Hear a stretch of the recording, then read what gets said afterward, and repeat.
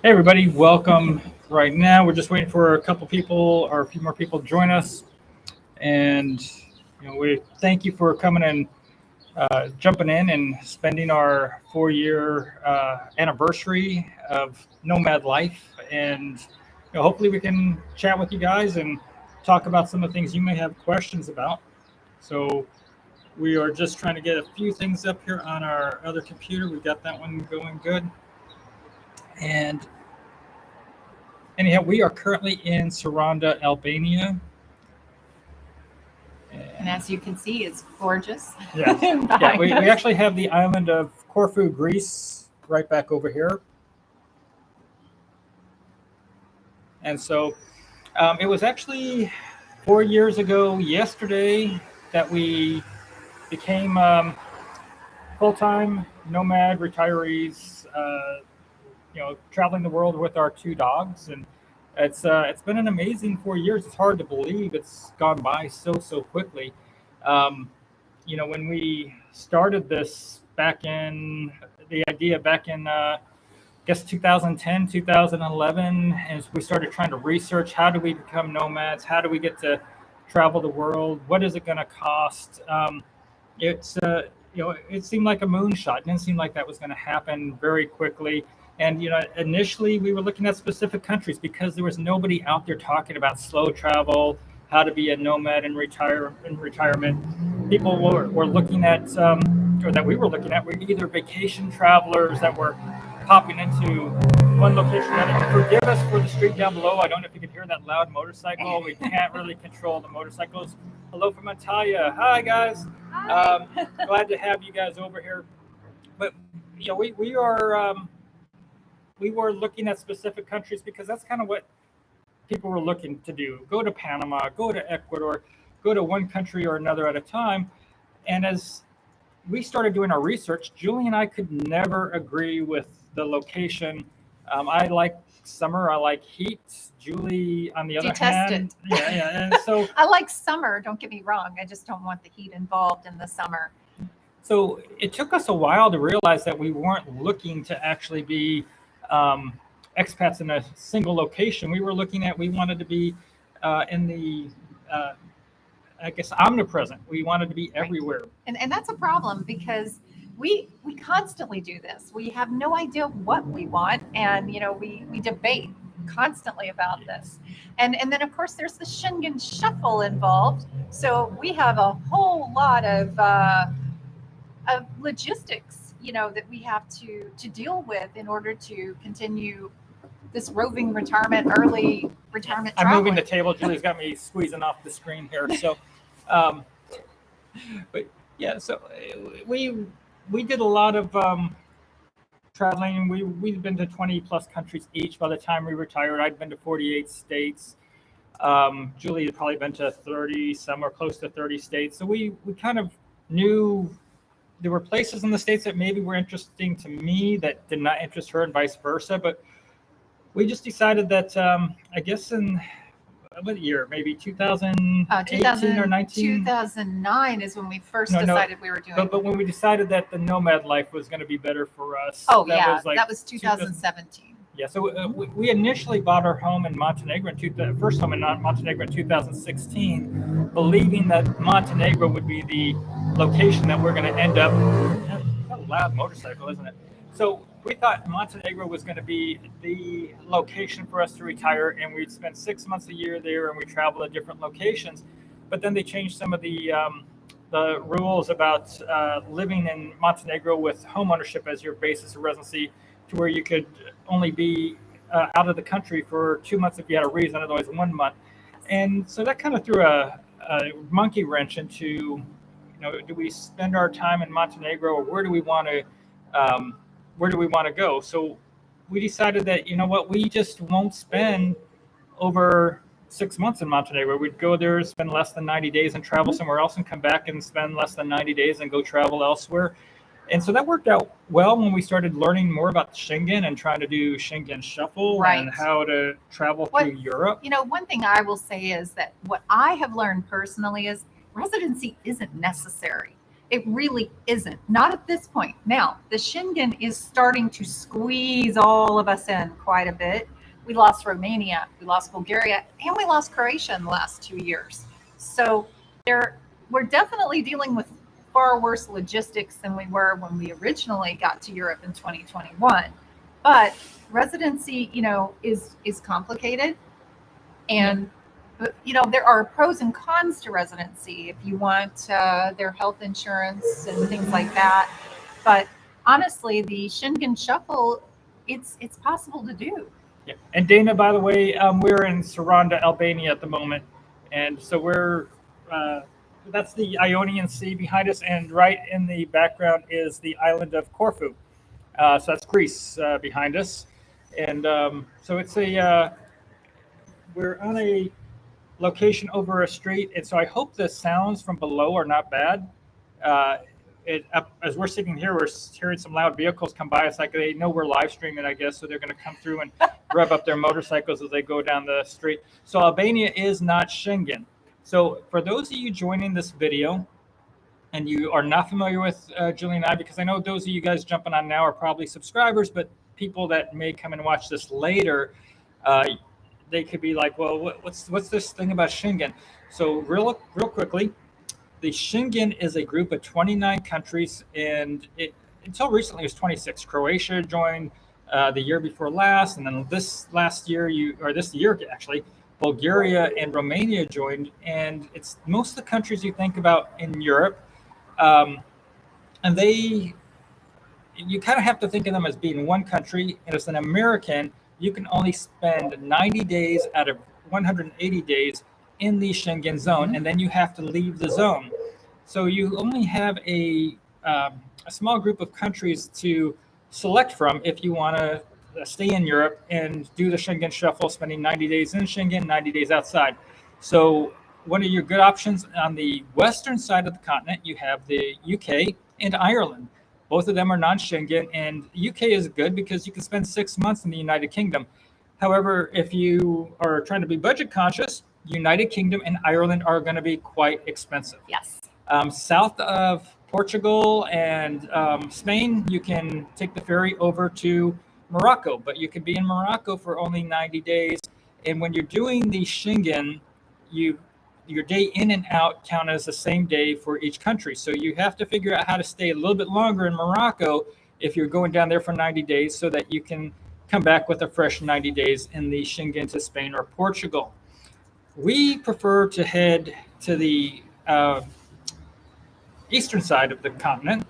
It's more affordable, frankly. You have Montenegro, which is a country that we love. You have Albania, which I'm learning to love. I kind of wrote this country off a long time ago. Didn't really care for duress too much, but found Saranda here and Vlora to be quite nice. They're charming. Yeah, and they're alive in the winter, so this is a good place. And the thing about Albania, and this is for Americans only, you're allowed to be in the country almost 12 months without having any kind of visa approval or doing any kind of paperwork.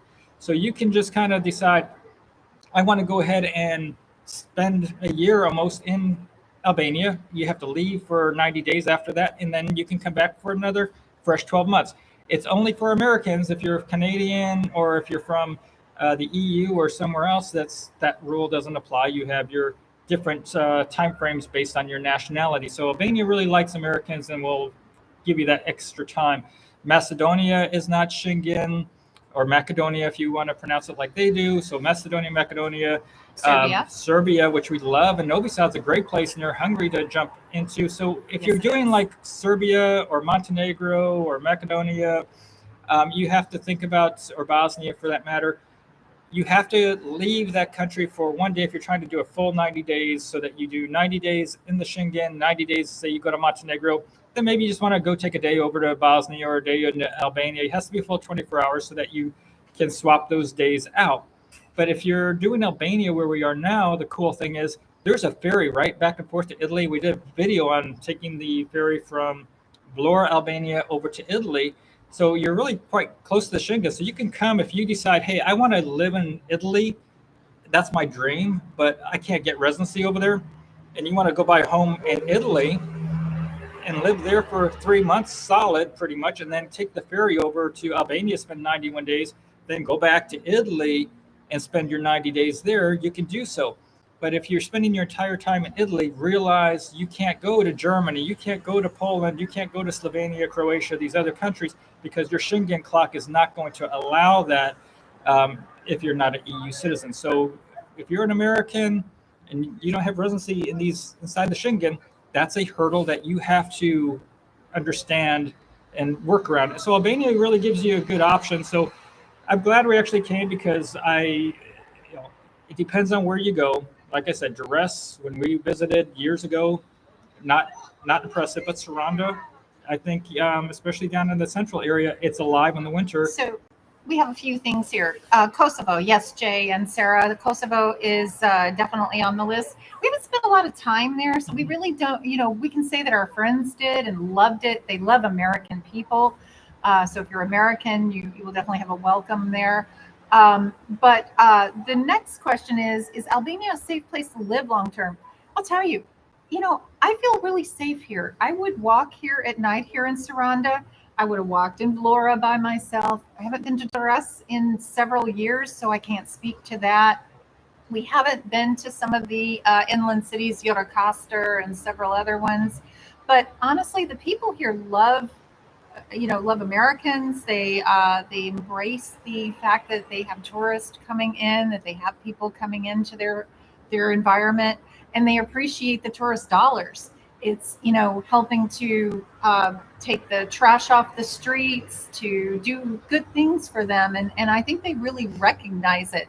A lot of them are actually learning to speak English as well. So I think that's impressive. So I want to just give a quick shout out to Jay and Sarah. I know they were here in Albania. I ran into them in a bar near here the other night. And just so you all know, they are doing a YouTube channel. They just started. They're Canadians. They just started, and they are doing a slow travel channel of their own. So when you're done with watching us and you get bored, just remember the names. You can check them out on YouTube, called Jay and Sarah. And I don't know if there's anything beyond Jay and Sarah, but just look for a couple of Canadians. The 2 videos I watched, they were kind of funny. I was subscriber 178 for them. So Jay and Sarah, I hope you guys find success. You guys are really cool people, and Sarah joined me on a hike today here in Albania. So we have a question, and I'm a little confused by it. I don't know this. Do you ever factor in staying less than 6 months total in a year to avoid potential Shakira tax issues? Okay, so what they're asking is if you stay over 6 months in a country, you may fall into becoming a tax resident. Okay. And so we don't spend 6 months in any one country. And Albania is not taxing you if you're here as a tourist. You're coming here still as an American tourist, being here. You can stay up to 360 days. So you come in here, you're not getting residency.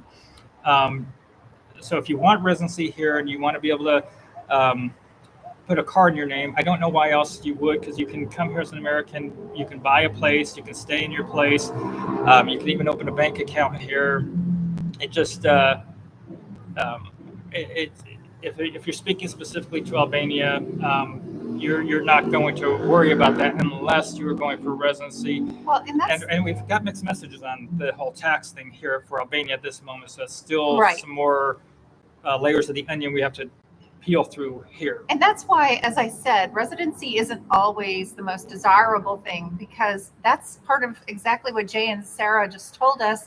That's why they decided to be nomads, because they want to avoid tax complications. And frankly, when we have looked into taxes in some countries, for example, Poland, if we have residency there, we're looking at a 32% all worldwide income, everything. Yeah. And the threshold to start, that's not very high. No. Italy, there's so much vagueness that we have a hard time. While we were just in Sicily, and there's some really good things about Italy, and we really love northern Italy.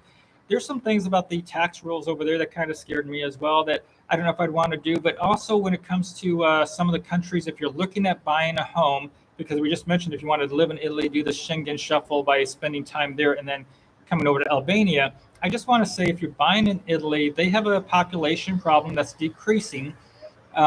If you buy in Italy, buy it because you want to live there don't look for a great return as far as appreciation on your property. There's a housing glut because there's more people dying than being born, basically, and some of the villages and towns are not.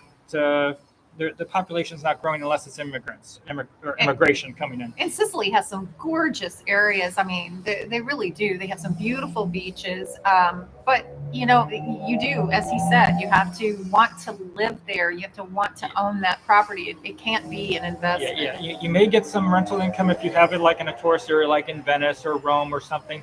But you just have realistic expectations. If you're buying a home in Italy, buy it because you want to live there. And that's the best advice I could give you. Only if you want to, you love Italy, and that's your primary goal is that you like living in Italy. That's and I would tell you I would love living up in northern Italy, up in the area around Bellagio and I think a lot of Como. people would. It's amazing that we've had 4 years so far, and everything we have encountered and learned along the way. And we have another question. Same here. Can't seem to say yes. Yeah. We definitely don't want to be taxed on income that we're already not, or either already being taxed on, or we're not being taxed on in the United States. So absolutely. Yeah. Now, as far as the Schengen, let me finish up kind of the roundup here. So we discussed some of the Balkan areas. You also have the small country of Moldova on the other side of Romania that is not Schengen.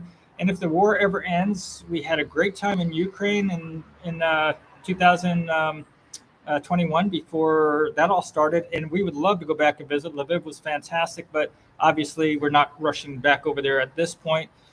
Turkey, Julie twisted my arm, and as you probably know, we have 50 or 60 videos on our Turkey experiences. Did some great expat interviews down there. I did not want to go to Turkey. I had a preconceived idea of watching too many Liam Neeson movies and pictured as dirty and dangerous and so many things that I was so far off base on. And I'm glad Julie convinced me to go. I thought we would go down there and she'd want to turn around in 1 week and we'd be back across the border. And no, we both very much loved it. Loved it. I want to go back again this January. Yeah. I'm ready. I love it there. Yeah. Antalya, Turkey is a great place to spend winter, and we've spent a couple winters actually 3 winters now that we've been in Turkey at one point or another, and we've been in winter in Portugal and winter in Spain. We've been winter in Sicily. Antalya is probably, and Fethiye are great places if you just want to be able to drive to somewhere and spend winter within a proximity to Europe. We found southern Portugal and Spain to be very rainy and windy in the 7-8 weeks that we spent in that area. Sicily we thought was fantastic weather for the winter, but I think that might have been unusual because now we found out they're water rationing because it's been too dry. So there's a drought. Yeah, so our blessing was not a great thing for Sicily as a whole. So we got Mike Cooney on here, and I will tell you that I remember them. We actually met them way back, maybe back in 2016, Quite 17 a few years ago in Florida before we started our journey. And they had actually taken time off from their work world and life, and they took their boys while they were teenagers, and they traveled the world with them and basically spent their life savings doing this. And he wrote a really good book on this. And Mike, if you can write the name of your book in there, if people want to find it on Amazon. I read this book, and it was one of those books that were somewhat inspirational to see him doing this with his family. And it was courageous to spend his at that point, I think, his life fortune to have that time with his sons traveling full time. That's incredible. And Joan, we are so glad you're enjoying Antalya. That is awesome. We love it there. We really do. So Joan is part of the couple that we just did a video with. They're 80-year-old nomads, and actually they're 83 and 84, I think. And we met them in Syracuse, did a face-to-face interview with them. But they are in Antalya, and I'm so glad that you went down there and you enjoyed our recommendation to check out Antalya. Absolutely. And coming up on 4 years like we have, does anyone have any questions, anything we can answer for you that maybe you're a little nervous about taking the plunge. I mean, we feel like we're getting more into the expert level more and more. Yeah, I would say we're about as much expert as you're going to find, I guess, in this thing. We're constantly learning. First off, let's say I'm going to put out a video tomorrow that covers a lot of our past videos on things. It's because we often get asked questions that we've already made videos on. So if you watch tomorrow's video, we're going to talk about things, and we're going to talk about how much we spent over 4 years. So, and I'll go ahead and let you guys know right here in the live stream, but we spent to travel 4 years full time, $141,000 in 4 years. That breaks out to like $34,000 or $35,000 a year. And when we look at it mathematically as a couple, if you are a U.S. retiree on Social Security, $2,900 is the average Social Security. We came in under $2,900 without even trying over 4 years. That's getting our Airbnbs, doing the things we want. We're just not living where we're going to 5-star restaurants every night. And, we're not living in the most expensive cities in the middle of town every month. But we basically have been able to do this on a Social Security budget without trying. So if you're trying to do your budget, you can take what Julie and I did, but I also want to caveat that when you're budgeting, expect fluctuation in the dollar currency. So try to give yourself a 20% potential hit. If the dollar gets really bad, and maybe at some point it goes off the charts to 135 for a euro. Right now it's like 109 for a euro, and we had it once at 94 cents for the euro. We've seen it over like 122 for a euro while we've been traveling.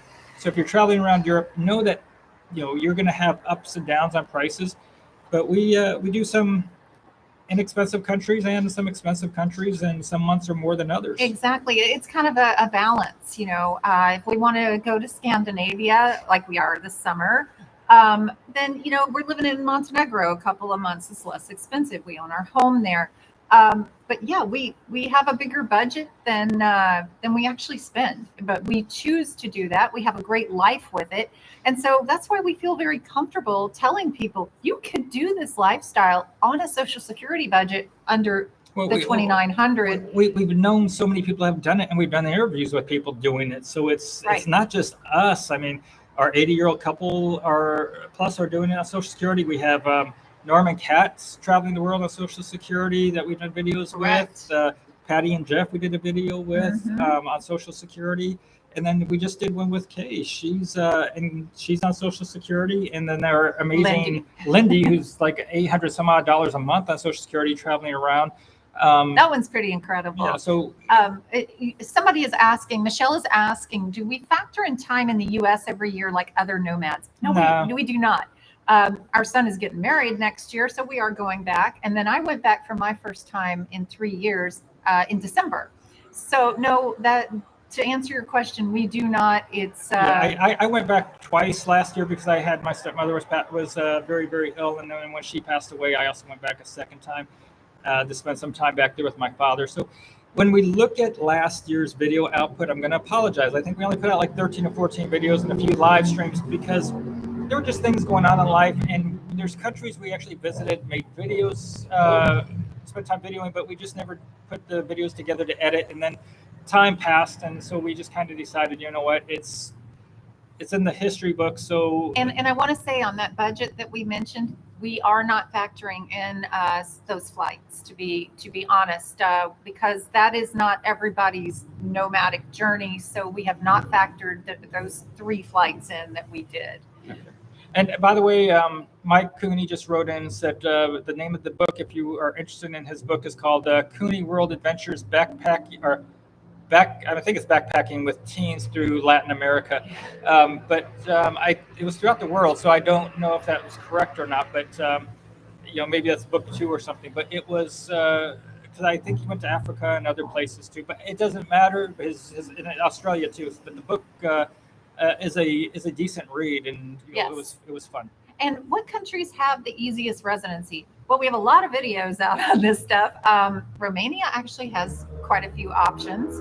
Montenegro has the corporation option that's quite easy. Over time, we have learned that what you read is not necessarily what is actually true. So where we felt like Romania, if you read about it, it looked like you had to hire people and you had to have all kinds of things involved. There are options out there for a lot of these countries that are surprising. So if there's a country that you have in mind, I suggest you look at one of the videos we did on it, because chances are you might just fit in one of those little categories if you are looking for residency. Yeah, if you get residency inside the EU or inside the Schengen, that's a big plus if you want to spend time in Europe. Um, and so Bulgaria and Romania just going into the Schengen, if you got residency in there, that gives you Schengen access. Right now, Bulgaria and Romania, they are basically Schengen with all of the pain and none of the pleasure because their land borders are not open. So you can't just freely drive across their border. If you're in the Schengen and a Schengen country, the way it's supposed to work is you have border-free access, so you can travel from, like, let's say going from Greece. When Romania and Bulgaria's borders open, they can drive from Greece all the way to Norway if they wanted to, or from Portugal to Poland. Right now, you can do a lot of driving across Europe without having to ever break out your passport unless you're leaving the Schengen, and that's the plus side to it. But as an American, it limits your ability to stay in there without having residency, because you can't go from Portugal to Spain and have a new set of days. You are sharing the same days. Albania does have very easy residency for Americans. We've been working on trying to learn a little bit more about it, but our friends have looked into it and it is extremely easy. So if you are looking at wanting to be in the Balkans, wanting residency, and being able to get a car under that residency, then Albania is definitely one to consider. Yeah, and make sure you check out some of our residency videos. We try to get with residency experts on a regular basis, and we're going to do some additional Zoom ones. I want to get a hold of somebody in Panama. I spoke to our attorney in Ecuador, and we'll eventually do a new one there. I know that they've been getting some bad press lately, but we've done some updates.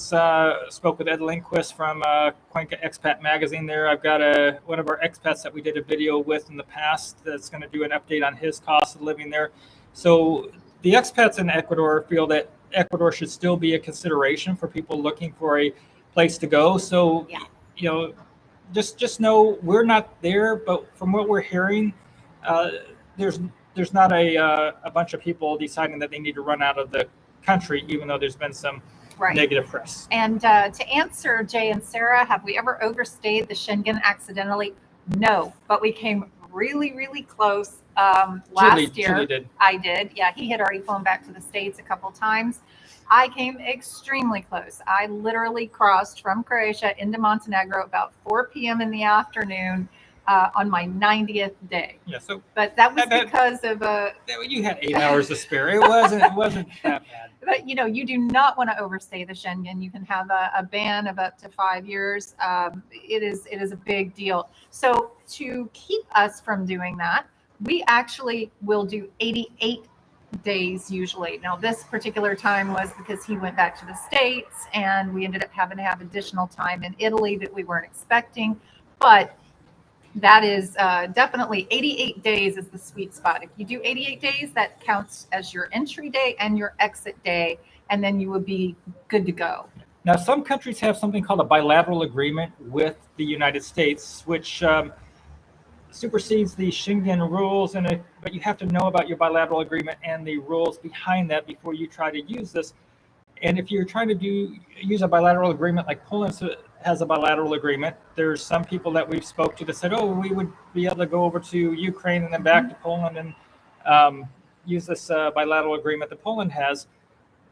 But if you're not going straight out of the Polish border and back into a Polish border, I wouldn't try to pull this one, because if you try to use the Polish bilateral agreement and you're going to do like we would do and drive down to Hungary, for example, and then go down to Serbia or out of Croatia into Montenegro, there's the risk that they're going to say, what's this bilateral agreement? You're in the Schengen. You overstayed your welcome. So if you're traveling by plane out of Poland and you want to use their bilateral agreement, that's something you can look into further. Or if you're going to go across the land border from Poland into Ukraine, But I'm not going to go out on a limb and tell you, yeah, just use your bilateral agreement, drive around the Schengen, because when you try to go out a border that is not that country that has that bilateral agreement, you're just overstaying Schengen in their eyes. We do know someone that flew from Poland into UK and back, and that and he did take on the bilateral agreement. It was fine, but he was able to fly, and that goes into Mike Cooney's question: how do we move from country to country? Well, we have a car, and we have that car through our Bulgaria corporation.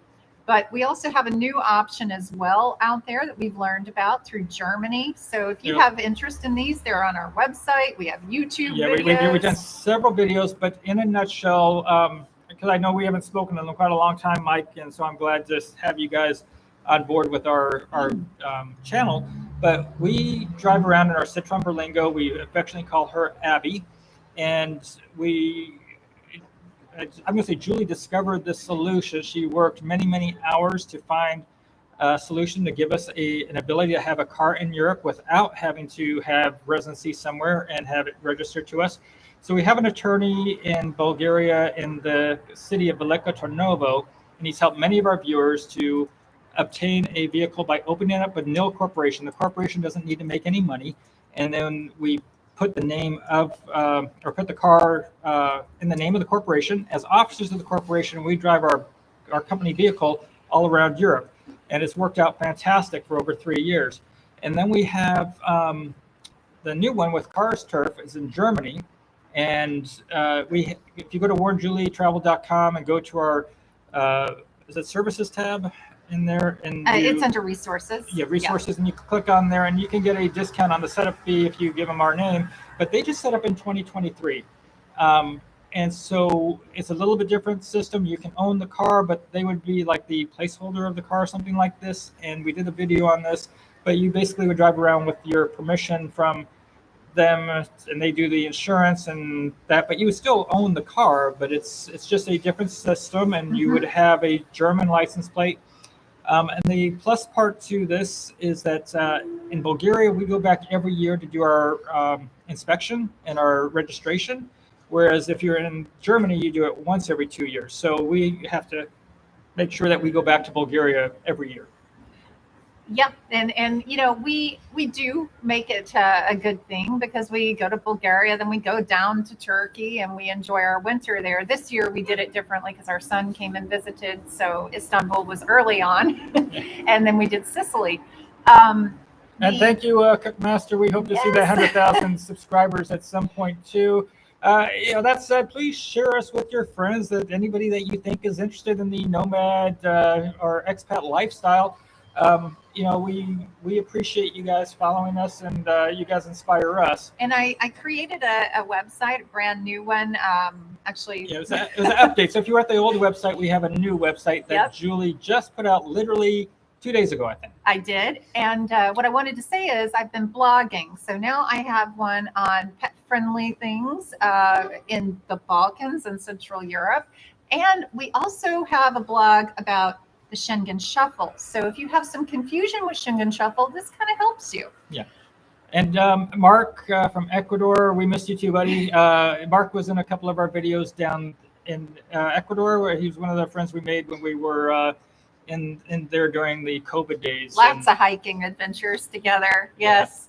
Yeah. And we did a video with him too. So $1,500 in Cuenca is his video. So you can check out Mark out there as well. And any hotel reward programs used for housing.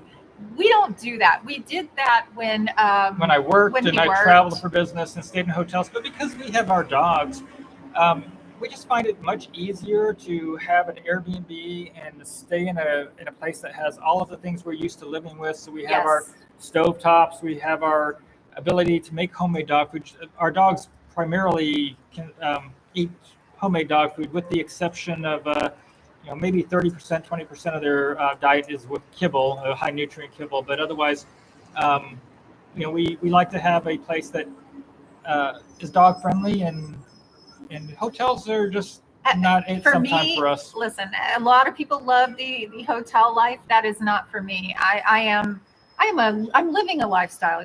We are not living a tourist day to day. We are living a lifestyle, a comfort of having our home, our sofa. I like my kitchen. I like to cook, so we live a very different lifestyle. One of the things I want to put out Let this me stop year, something. You like me to cook. Okay, go on. one of the things I plan to put out a little bit later on is what we pack into our car, because a lot of people are asking for this information, and so we are going to do that when we get back to Montenegro, because right now we have a whole plethora of additional items, because I went to the United States and then we visited Turkey, which if anybody's ever visited Turkey, it's the shopping mecca of the world. um, I know, we love and require our kitchen. And the thing is, it's like, I personally find that a hotel feels informal, it feels uncomfortable, and there's so much noise. Well, when you're going to stay somewhere for a month or two and do slow travel, it's just easier to have a place that you can just feel like it's home. You don't have a maid service. You don't have all the people going up and down the halls. Right. If you're going to do the fast travel lifestyle where you're going to spend 3 days in this country, 3 days in that country, do a hotel.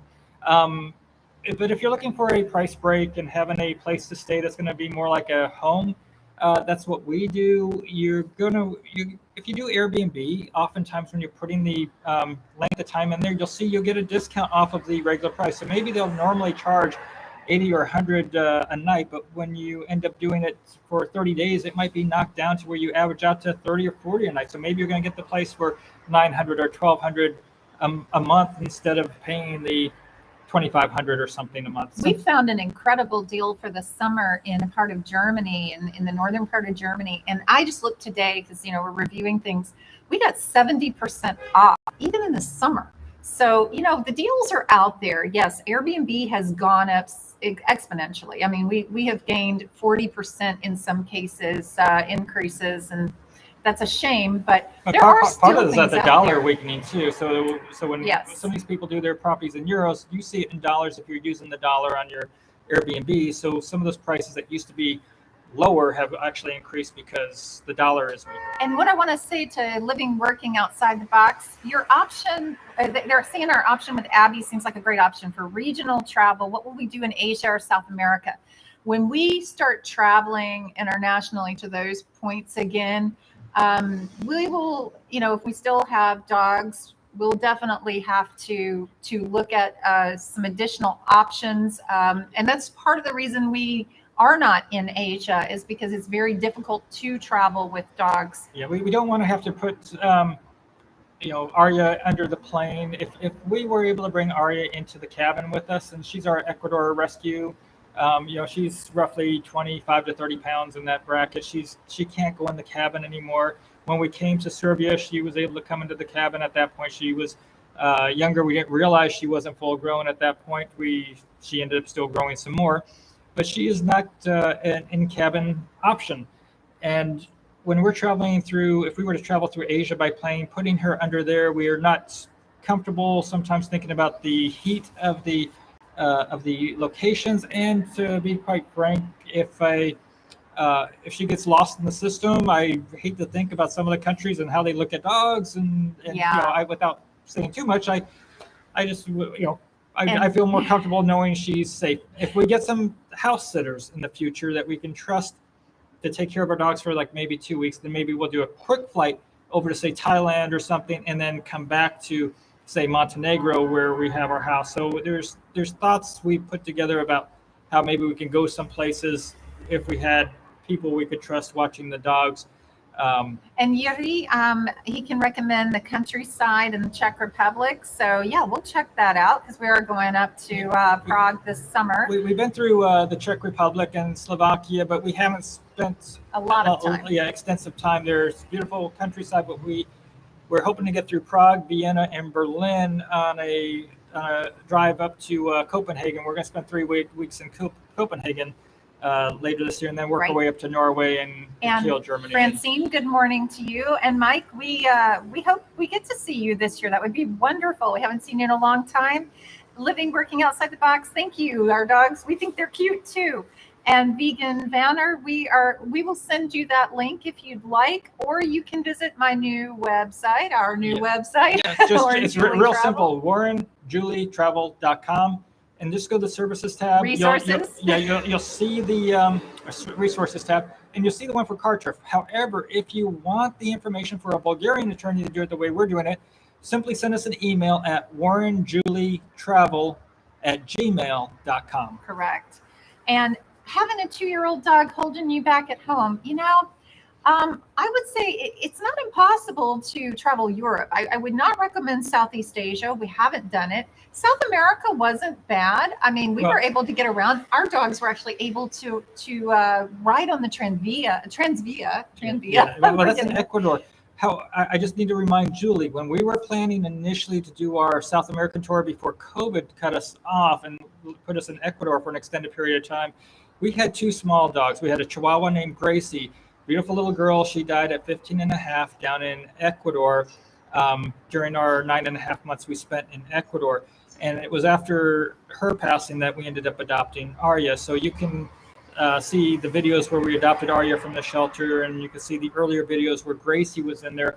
So flying by plane and traveling with her was going to have different parameters than having Arya with us. And so True. So doing the South America leg like we were going to do before with all the different flights from place to place, a little bit different. But if you've got a bigger dog that's over like 16 pounds, 15 pounds, it becomes a cargo hold type of scenario. That's why we go by car throughout Europe versus flying. It's, we can take the stuff what we want with us. The dogs can come with us. And for comfort reasons, Julie brings a mattress topper with us. So when we go to Airbnb, if she doesn't like the mattress, we pull this queen size mattress topper out, and it's compresses down, but it's a piece of foam mattress this big, and she turns any mattress that's crap into a mattress fit for a queen. It works. And I have to say that we are the closest thing to living the RV life without an RV, because we bring our things with us. And that's why I do plan to have a video out where it shows what we have. Because listen, face it, Airbnbs don't have everything we need, and we'd be buying a whole lot of stuff. As far as, let's see, I agree with you regarding dogs in Southeast Asia. Absolutely. What is our suggestion for potential countries to visit November through January with a milder winter? Oh, so, okay. Well, for me, that's an easy question. November through January is Antalya, Turkey. You can do, we just saw Sicily was okay, but that's Schengen. So, that's up to you if you want to use a Schengen time there. But Saranda, Albania. well, so far Saranda is really nice. Yeah, and this is we're in March, and our friends have been here for since November, and they have said the weather has been fantastic for them. Yeah, so there's a guy sunning himself down on the beach below here. I'm going to see if you can see. There's a beach down below us there. So there's a guy out there sprawled out this afternoon out there catching some rays. And then Corfu, Greece is right there. So I guess, Mm-hmm. Greece is a good place to consider. And you have Crete, Cyprus. Cyprus is one that we're hoping to do next year. People are asking about Cyprus. And unless we just hit a bad year last year when we were in Portugal and southern Spain, down in Algarve and Albufeira, the weather seemed to be a little bit windy and cold and rainy. It wasn't what we were hoping for. Lisbon actually had better weather when we were there than the weather we experienced down in Algarve and southern Spain. So I don't know if that was a freak thing that happened, but and hello to Bob from Minnesota. And Turkey, yes, absolutely. Turkey is inexpensive right now. I think they're at almost 32.5 Turkish lira to the dollar right now. He's been in Pamukkale, Kappadocia, beautiful places. We love Turkey. A lot of people ask us, what are your number one countries? We are asked this every time we meet people. And the thing is that for us, we can't give you a number one because we have too many that are tied. But number two, for me personally, is Turkey. Yeah, and there's also Fethiye. It's a little bit different than going to Antalya. Antalya, you have a lot of expats there. You have a nice tourist industry. You got a lot of people that speak English. There's long coastline, lots of beaches. a lot going on, a lot of people. But in Fethiye, it's a smaller city. It's very popular with the British expats. It's kind of, I compare Fethiye, Turkey to Cuenca, Ecuador. For Americans, it's Fethiye, Turkey is the Cuenca, Ecuador for the Brits. A lot of Brits go there. Mhm. There's actually dart legs and pool legs where some of the different expats will get together at these different pubs and they'll have competitions with each other. In one of the videos I did, I showed some of the folks. I think it might have been the housing video we did with Mr. Fethiye, Ronnie Higgins, where I showed some of the expats playing darts, and they have like 15 people on a team at these different bars, and they'll come together and they'll play pool, and it's a pool and dart combination thing. So if you're looking for those expat type of communities and somewhere that speaks English easily, then Fethiye is geared towards that group. And before we get people anybody in there saying, "Oh, who wants to hang out with the expats? I want to get to know the people that live in the country." That's why I'm we, here. we definitely respect that, and we do too. However, when you go to a country and you just pop into somewhere, and the first person you meet is Turkish or Albanian or Italian or French, wherever you are, they don't have time to just say, I'm going to stop everything I'm doing and go hang out with you, Mr. Expat, and show you all around my country. Unless you're paying them, they're not going to do that. They've got families, they got friends, they got an established life. And you're not going to just come in and kick down the door and become part of the circle. When you meet other expats in a country, you get to network with them. And there's also in these network or these expat groups, you have people from that country that will come and hang out with the expats. They want to get to know your part of what it's like from your country as well. Exactly. So I would encourage you to get to know the expat community. You got people that are willing to share their experiences with you. You get to meet some of the friends they've made probably from within that country or other countries.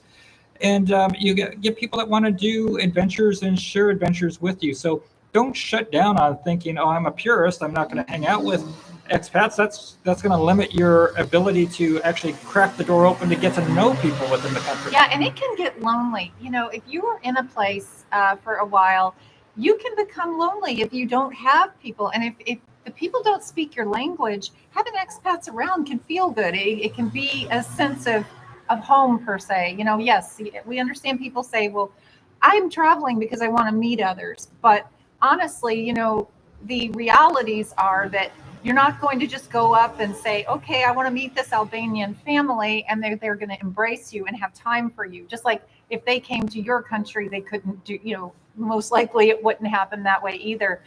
Moving on, Dana in Dallas. We bought an apartment in Bansko after seeing your video. Awesome. Great place. Yeah, we like Bansko. It's a great place to be in the summer and of course the skiing in the winter. I wish they didn't go Schengen. That was a little bit of a heartbreaker for us. It was. As far as the mail question, do we have an address as far as for mail? We did use for 1 year a mail service, and I forget what it was called, a digital mailbox, but we use our son's address. iPostal, I believe. iPostal, okay. Something like that. So we currently use our son's address in Florida as our permanent address, and so we have our hard mail there, and he just lets us know if something important shows up, but we very rarely see physical mail. And we were thinking of buying a small downtown property in southern Italy, doing the Schengen shuffle, but after we do the Southeast Asia and South America shuffle, well, that's cool. Yeah. Do we open bank accounts in Ecuador, Bulgaria, Turkey, Montenegro, and transfer okay, so yes, we have one in Montenegro. But we have a home there. and let's first off start off with, it's very hard to get a bank account as a foreigner in Montenegro. Now we opened our bank account in 2016 when we first bought our first home in the old town of Kotor, which we used as our home base initially. But that process is very difficult at this point, and so just because we have a bank account there, it's not that easy. If you're going to buy a home there, you'll have to work with an attorney, a realtor, people to help you to get that bank account open, because they have rules that you can't typically just be a foreigner and open a bank account. And for Ecuador, we fell into Ecuador at a very strange time in life, in the world, because we stayed just shy of 10 months, but that was because of the whole COVID thing. So we didn't have to get a visa. We didn't have to do things. We literally just kept getting an extension because of the state of emergency. So no, we didn't have an Ecuador bank account. Bulgaria, we had one temporarily to get our Start the car and corporation. get the corporate. Yeah, we actually just found out corporation. we thought that we had an account with €1 in it, and we asked our attorney. I was like, "Oh no, you don't have anything in any bank." I'm like, "Oh, okay, so we have a corporation. The old corporation makes no money, and it's only there for a car." And we do use Wise. Wise is outstanding. As a matter of fact, we've been using them for quite some time. I know that we don't have a card for Wise though. No, we do not. I did not get the physical card, which I do need to get one. But also, we use and have used Capital One 360 debit since the very beginning. So we saved ourselves a whole lot of money. Yeah, and Schwab has a good checking account that a lot of people use yes, also. But you get your fees back from Schwab. Yeah. So Capital One 360, just as an FYI, we have a regular U.S. bank that we have anything that's a direct deposit or anything will go into our regular U.S. bank that we've had for, I don't know, 20 years, I guess. And the card that we use for ATMs worldwide with Capital One, we just simply do a transfer from our regular bank account into our Capital One bank, and then we use the ATM wherever, and they don't charge the foreign transaction fees or the conversion rate fees. And whenever you use an ATM in a country, never take the ATM rate that they're suggesting, saying, take our bank rate here, decline it. Right. You can decline taking the local rate from the local bank. And especially if you got a Capital One 360, you decline it. They try to scare you to make it seem like there's no saying what your rate may be. It will cost you a fortune extra. Yeah, so don't do that. Decline it.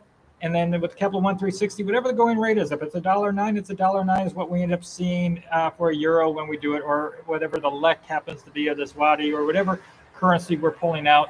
And it's worked great. And Mike, is it difficult to find mechanics, and how expensive are they? Mechanics are outstanding. They're inexpensive. We have paid so little. And even body shops in Turkey, we got our entire fender repaired because somebody had crashed into it when we were parked. Yeah. And it was $110 US, and he did it in one day, picked it up. I mean, it was amazing. It looks perfect. And that would happen in Alanya, Turkey. But also when we selected our car, our Citroen Berlingo, understand we did a lot of research. And one of the things we wanted was a car that could be serviced throughout Europe. So if you're out there trying to find something unusual, understand getting service is going to be much more difficult. But there are Citroen Berlingos all over Europe. I know you don't see them in the States. It's not a common brand, but Citroen is the brand. Berlingo is the model, and we have it's a diesel. We get about 45 miles to the gallon when we're driving without it fully laden down with stuff. But when we're doing high speeds with a bunch of stuff in it, we're getting about 35. And when we're looking at anywhere from $7 to $8 a gallon in a lot of these countries, getting good gas mileage is important. Exactly. And Francine is asking, can someone spell that Turkish town for me? I'm assuming you mean Fethiye. That would be Fethiye. And if you go to our Turkish playlist, we got a whole bunch of playlists. If you go through our Turkish playlist, you can see a lot of different cities, our interviews with expats, but you can look at the real estate videos. But you'll see some videos in there from Fethiye, as well as Antalya and Istanbul and Alanya. So yeah, check those out. And let's see, Vicky, hello. Hi to Tennessee. Oh, Vicky and Richard. Okay. Hi, Vicky. It took me a second. So glad to have you here.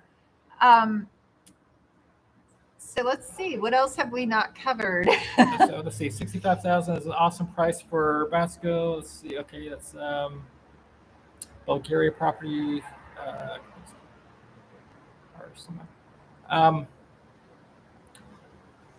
Okay, so as far as when we do have to fly, we let me go into things like with car rentals or flying and things like that.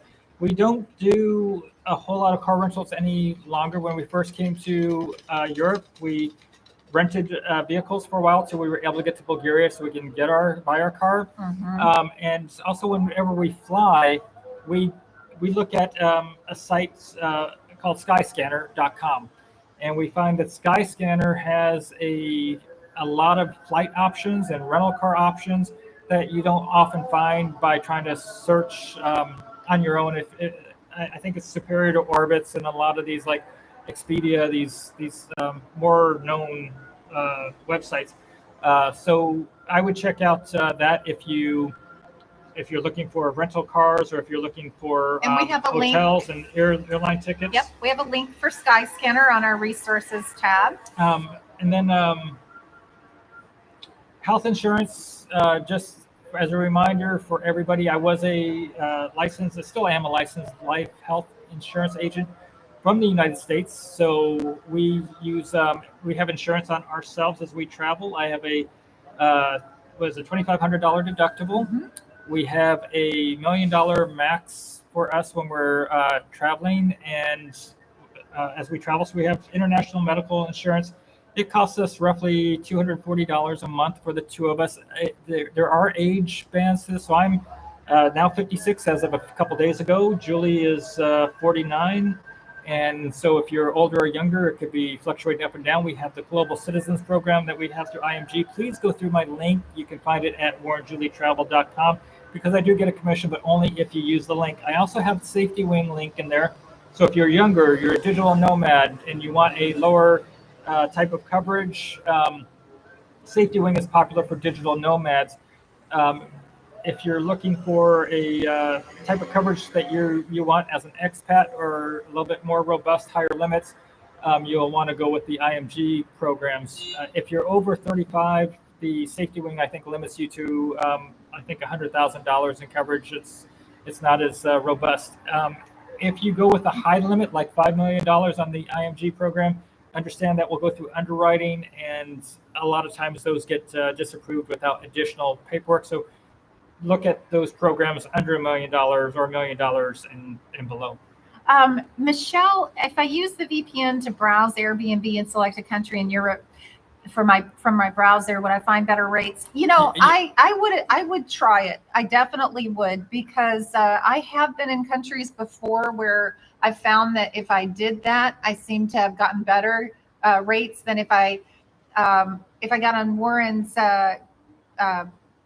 computer. I would not be getting the same because we weren't under VPN. And use your private mode. Yes. So when you're searching, if you're on the app, it's a little bit different. But if you're on your laptop or computer, use your private mode to search for some of these prices. And Mike, I know you can't predict the future, but do you foresee the non-Schengen countries becoming Schengen in the future? Absolutely, we do. Yeah, it may be a dozen years down the road. I think first they go EU before they ever get accepted to Schengen. They'll have to enter the EU. So the countries that are not part of Schengen yet, more than likely they would join the EU, and then 3 or 4 or 5 years later, then maybe they'll become Schengen. I don't see anybody about to become EU in the next year. I think Montenegro has a good chance. It's probably the closest front runner in the future. But I would say that that's going to be 2-3 years off at best, and then maybe another could be 3 years to a dozen years to actually become Schengen. It took Croatia forever. Same with Bulgaria and Romania. Right. So there's one thing to become part of the EU. It's another thing to become part of Schengen. Yes, definitely. Let's see, what will we do if it happens? Well, we've kind of thought that over, and we've said that, this year we are considering getting our corporation formed in Montenegro, which, by the way, guys, you don't have to have a property to do that. Yeah. So we have a video on that as well. With a corporation, you can come and go more from Montenegro. If you do it by home ownership, you have 2 months a year that you can leave if you have a reason. 1 month without a reason, 2 months with a reason. And then, otherwise you risk not being approved to continue your residency for the following year. However, if you do the corporation, if I wanted to travel 6 months a year, I could travel 6 months a year. And then living, working outside box. Wanted to check, do you find property in Montenegro pays for itself via vacation rentals, or at least offsets things? Would like to do something similar in Italy. The thing is that we like having a home base. It's a place for us to go and recharge our batteries. It's a place for us to change out our wardrobes. So are we looking to offset things? Not as much. However, yes, we could definitely offset our cost. Yeah, so let's look at our place in Monty. So the place we had in Kotor was smaller, and we rented that out. I bet it's a loud motorcycle. I hope you guys don't hear that. But that one we rented quite often. Our new one that we just remodeled, we're a little bit hesitant. We actually have a viewer there staying there right now for 2 months. When we are going to Copenhagen, we're going to do a house swap with a family from Copenhagen for 19 days. And if we were to go to Copenhagen, that might have been a 3,000 euro stay to stay in the place we're going to stay. And so that equals things out. We've had a plethora of people. Tons. I put in a home swap thing, and we had so many offers come in, I didn't know what to do. My head was spinning. But if we wanted to rent our place out on Airbnb, we do have it on Airbnb. We haven't accepted a renter for the new place yet, but it's feasible for us to ask 2,500, 3,500 euro for the month for somebody to stay there. Mm-hmm. And so that goes a long ways to buying an Airbnb, and that's in the summer months, mind you. So we're talking high season of July and August. Those are the highest months. June and September are the border months that also could command some higher rents. So it is a good property to offset your other costs elsewhere if that's something you want to do. So let's see, Robert, have we talked in the past about extending Europe after Schengen, how to apply in Portugal? We haven't looked. I mean, we did some Portugal we stayed in Portugal for 2 months. We just didn't do any videos on it. We had a lot going on in life at that point in time. I actually made a lot of video. I just never put a video together. Correct. And so we haven't talked about residency in Portugal. We had planned to get with a residency expert. We had a lot of plans. They've made it a little more difficult in the recent years, so not as many people are looking to do it. The Golden Visa program is gone. We do actually have a contact there, honey. We did a video with Expat Empire's founder, and we showed his cost of living. Yep. And his information is actually in that video we did on Porto, Portugal. So if you look at that, he would be a good resource for getting the latest and greatest residency information. Right. But we may do another video, maybe via Zoom with some residency experts from Portugal. And how does the Alliance annual travel insurance plan work? Is it reasonably priced? We have not used that annual travel insurance plan, so we can't really speak to that one. Yeah, we know Alliance used this in a commercial. They want to know about expat life, but I'm not appointed with Alliance.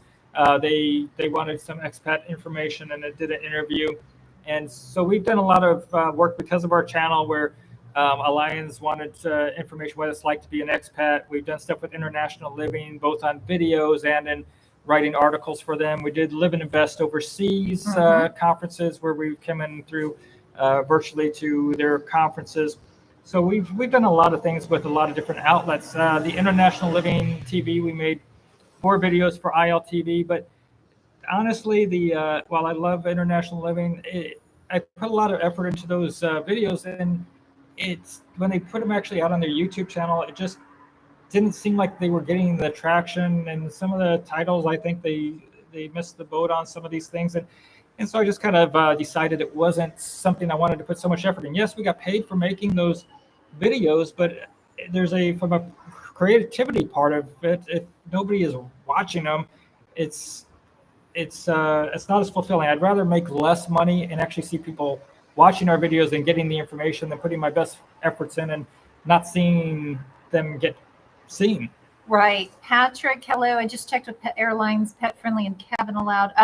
He found 20 plus airlines from the US, Canada, and Europe that are pet friendly with a maximum 10 kilograms per pet per person. And yeah, that's true. There are several. We flew Air Serbia. You cannot use a cargo option for pets for Air Serbia, but in-cabin worked really great. And from New York, JFK to Belgrade, they have a direct flight, 8.5 hours. So if you have an in-cabin dog, highly recommend them. Yeah, and when we did Air Serbia, as a reminder, when we got Arya from Ecuador, we thought she was full grown. We were kind of misled at the shelter. So it turns out she was actually a pup still. So when we got her onto the plane to come to Serbia. She was just coming in under the wire to be allowed on the plane, and she's up. Her weight has increased by 50%, 60%. Yes. And is there a website for the home swap? There are a couple of websites, but our actual home swap is happening through Facebook. Warren just happened to find some open Facebook's home exchanges. There's Facebook groups for everything. Of course, Yep. join our Facebook group if you're not part of it. So just look for Warren Julie Travel. You'll find our Facebook group.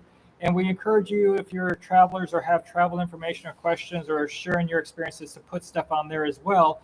But if you go onto Facebook and you look for home swap, in there you'll find groups. And we found that to be incredibly useful. And I had no idea I was going to put my stuff out there and just be deluged with responses and people wanting to come to Montenegro. Absolutely. And our price is going up. I've heard Portugal had a problem with inflation, concerned about traveling, driving, prices up. Which places have you found are not so affected? Absolutely. Inflation has hit everywhere.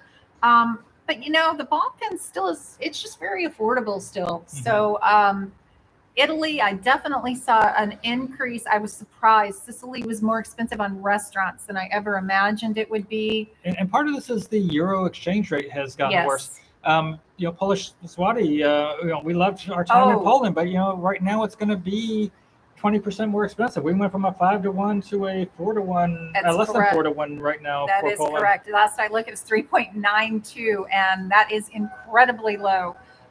So, while I would say Poland would be a good option right now with the PLN to the USD, it's a hard ratio. With Turkey, Turkey still is very affordable. And sadly for those poor people, the lira has crashed. It's hard for the locals, but definitely is still good for the USD and the Canadian and all the other. Do you use a travel VPN router, or could you use a phone with VPN and hotspot it? We've done that. Yeah, we use ExpressVPN on everything, and we have an affiliate program, but I think we haven't kept it updated. But do we have a link on that on our website or not?